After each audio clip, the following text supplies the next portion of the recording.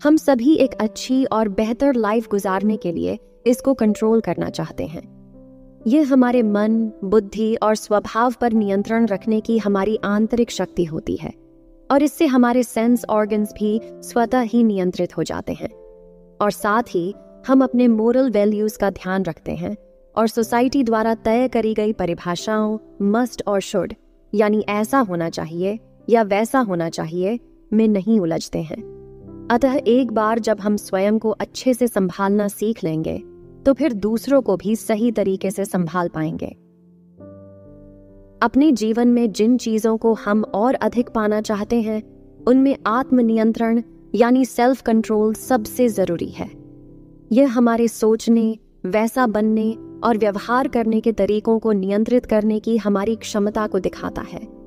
हालांकि आत्मनियंत्रण का अभ्यास करना बहुत इजी लगता है, लेकिन कुछ ऐसे क्षण भी आते हैं जब हम अलग तरह से कार्य करने के लिए प्रलोभित होकर हार मान लेते हैं।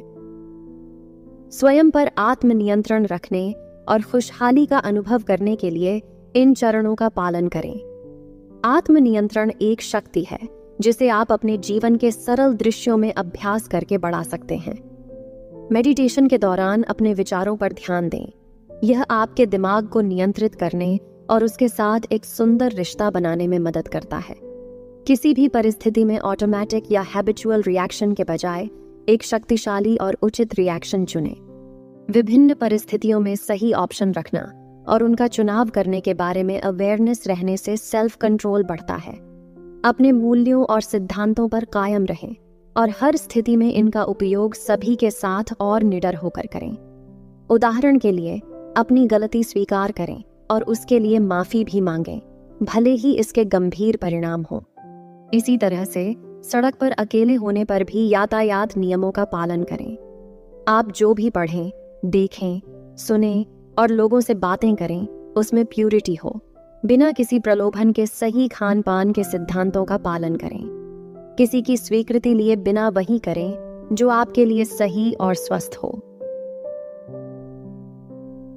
अपने जीवन को नियंत्रित करने के लिए बताए गए अफर्मेशंस को दिन भर में 3 बार दोहराएं और देखें कि कैसे आपका मन उन निर्देशों का पालन करता है और आपका शरीर उन सब में आपका सहयोग करता है।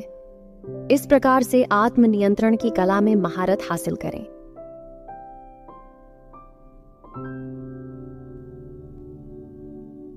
मैं एक शक्तिशाली आत्मा हूं।